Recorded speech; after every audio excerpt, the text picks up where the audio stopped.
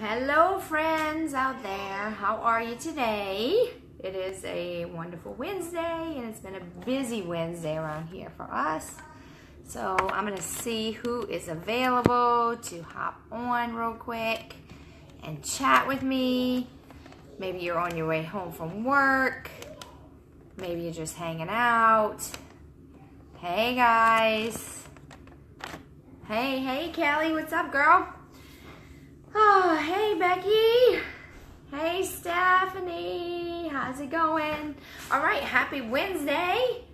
So, I'm trying to give everybody a little second to jump on today. And as you know, I have been doing my blog series on leaky gut syndrome, and you know what it is, how you can control it, heal it, and how to get better. Hey Kenzie, what's up little chick? I hope you're having a fun day with your mom. What's up, Bo is in the house again, my loyal fans. Yep, me again. So I'm going to talk to y'all today about the things that you actually can eat on leaky gut. At first, like if you have leaky gut and you're trying to heal that. So after you've kind of realized, oh, these symptoms are kind of aligning with the things that I have going on. Hey Keith, hey my friend. You probably have pointed yourself in the direction of leaky gut, and maybe this is something you should try to see if you're feeling any better. So when you do that, you may find some value in adding these different foods in, which I talked about on the last blog, and you can find those all on coachadrian.com. But for today, I'm going to talk to you about the things that you actually can eat. Hey Bev, hey Amy, how's it going y'all? So there are, like, for example, when you first start reading about this kind of stuff, you might be like, what? Oh gosh, I have to cut out this, I have to cut out that. And it seems very intimidating. So a lot of people, I think, when you start reading about it and start researching what things you can eat, what things you have to eliminate, you might stray away from it and say, well, this is too hard, I'm just going to get on drugs. But I would encourage you to try it for a few months, at least 3 months, maybe even longer than that, to see how you can naturally treat yourself. And you might be surprised that your symptoms of maybe an underlying autoimmune disorder that you might think you might have, or maybe you have severe eczema, or maybe you have issues with your bowels, like digestive problems like Crohn's disease or ulcerative colitis. There's even been some links to autism and ADHD, headaches, chronic headaches, and a lot of times we just don't realize that it's our nutrition. So the things that you can eat, what I have done is, I told y'all last time on the video that I had gone really strict by eliminating all kinds of things. Nightshades, which are tomatoes, potatoes, peppers, eggplants. I eliminated corn. I eliminated all gluten. I eliminated, so basically you can eat a lot of meat, which goes right along with the paleo diet, because you eliminate grains and other things that are thought to cause inflammation in the body, things that are thought to cause irritation. And that's how they think leaky gut happens, when you start consuming and eating all of these inflammatory type foods, processed foods, glutens, dairy products, those type of things, even some grains.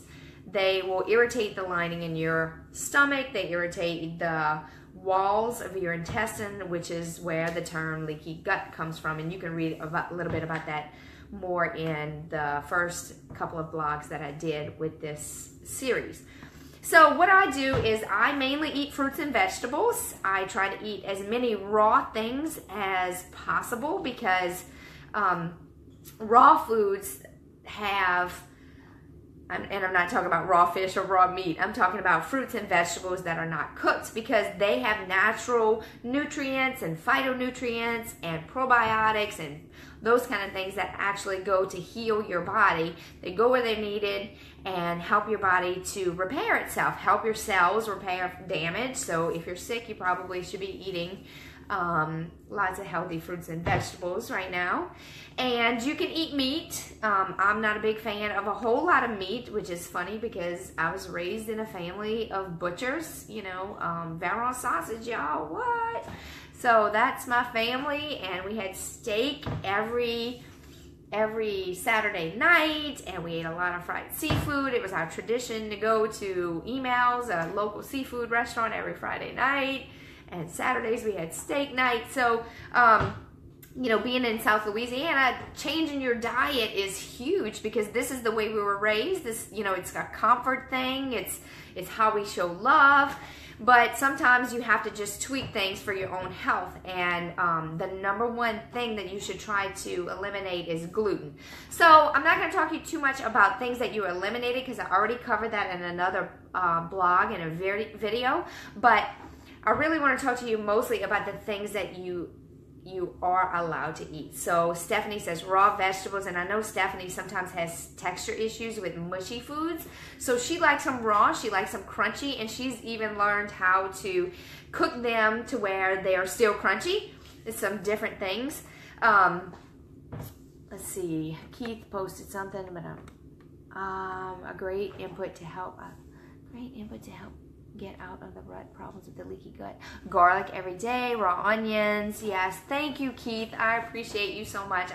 I'm so thankful that y'all pop on here with me to hear what I have to say, and I hope that some of these ideas can be helpful to you. But the number one thing is gluten, and you want to add those good nutrients back in with raw fruits and vegetables.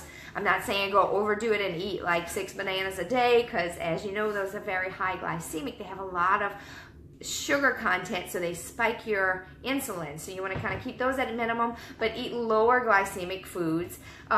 You can eat, I'm sorry, I lost my train of thought. You can eat meat, you can eat chicken, turkey, those kinds of things. You want to kind of try to keep those as organic as possible. You can eat, it depends on how severe you're going with the elimination diet part of it. Right now, I have eliminated eggs, and I don't eat any dairy. So right now it's a little bit tough, because eggs were a big protein source for me.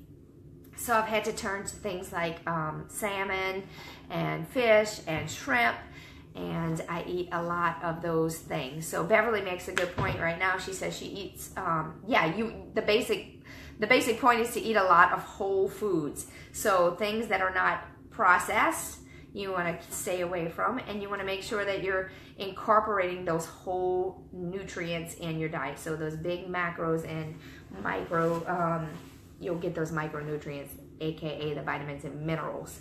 So a lot of people get confused with some of those things. So for me, a lot of times I tried to eat some chicken on a lettuce wrap again yesterday. No. So I ate salmon. I ate some salmon on a gluten-free bagel. Sometimes I'll do salmon or some bacon with some avocados. You can eat avocados, you can eat meat, you can eat lots of lettuce. I love salad, so none of this is really a problem for me. But if you don't eat that way, sometimes I can understand how that might be a big change. A lot of people, when you start doing those kind of things and eliminating soft drinks, eliminating those kind of things, yeah, chicken. I don't know, y'all. It's just, it smells so good while I'm cooking it, but it's just, it grosses me out. I don't know. I must have like some kind of weird thing. This is pretty much the only thing I can't eat. And I've gotten to the point in my life where I realize that food is fuel, and I need the food for the nutrients and not for the satisfaction of it or the emotional part that's linked to it.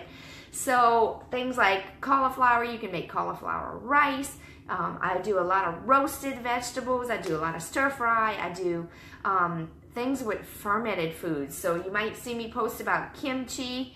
You might see me post about sauerkraut. I found a really great local company called Cultured Gurus that makes some really good kimchi and sauerkraut and these really awesome pickles. I've never had bay leaves in my pickles before, but they're really good.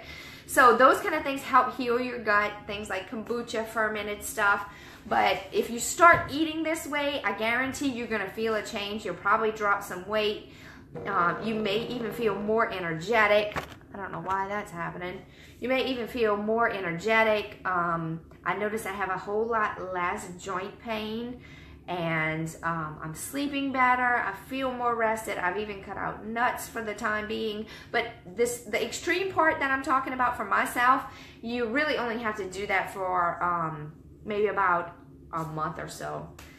Oh, good. I'm glad that was food is fuel. Yeah, that mindset. Sometimes it takes a while, especially if you have texture issues or if you have food aversions, to be able to kind of train yourself to where I'm just eating this because my body needs it, and that's it. Let's see, Megan. Fermented foods. Okay, so most grocery stores have fermented foods. You want to look by the pickled section. A lot of them will have drinks like kombucha. I know that Rouse's carries different brands of kombucha. You can get it at, I get it a lot from Alexander's on Highland, Whole Foods, most healthier type stores. I don't shop at Walmart, so I don't know if they carry it. If somebody does and know if you can get things like kimchi, you probably can. And it's going to be in the refrigerated section, and because it has all the healthy probiotics. There's even a probiotic juice that is just, if you don't like the spiciness of kimchi or the tang, that pickled taste, if you don't really like that, you can get juice. It just tastes like grape juice with fermented good junk in it. So that's really good for your stomach. I think the brand is called Fermented Belly. Might have a little bit more sugar than some of the other products out there, but those fermented foods, if you can just eat a little bit a couple of times a day, that'll put those good probiotics. Now, you can also take probiotics on top of what you're doing as far as pills and tablets. You can take those. I will tell you that in my nutritional shake that I drink every day, there are tons of prebiotics and probiotics. And then with me doing the kimchi and adding in the other fermented foods, I tried to add in a probiotic and it was too much. So I stopped the over-the-counter probiotic. I just do my shake and I add these other products in just to help. So I'm going to post the blog in the comments to this video a little bit later tonight. I want to say thank you all so much for engaging with me and asking questions. If there's anything that I can do to help you, if you feel like you might have this kind of issue or something similar, please feel free to reach out to me. I've seen a lot of people in my nursing practice suffer with this kind of thing, and immediately you go to the doctors and they want to put you on an immunosuppressant drug, which can have sometimes really, really awful side effects that make you feel bad. A lot of times it's just some modifications, and it is tough. It's hard. It's not a pill that's just going to fix it, but in the long run, it's worth it. Your body's going to thank you for it. Thank you, Beverly. Thanks, Tank. Hey, Natalie. Thank y'all for jumping on here. I appreciate you so much.